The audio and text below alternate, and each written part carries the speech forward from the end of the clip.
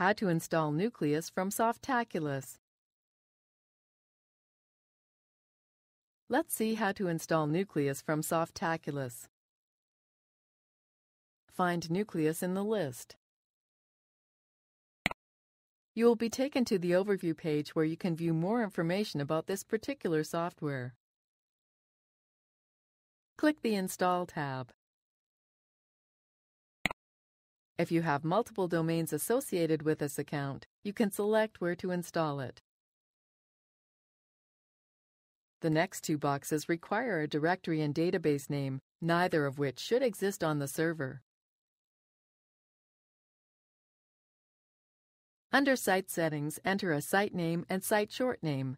These can be changed later on from the Applications Admin panel. Type the desired admin username and password that should be used. Also, enter a real name that will be displayed and the admin's email. In most cases, the defaults above should work fine. Click Install.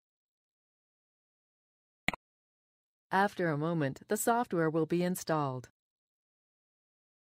Once finished, you can view your new site by clicking this link. Here is our new CMS, which is ready to be used.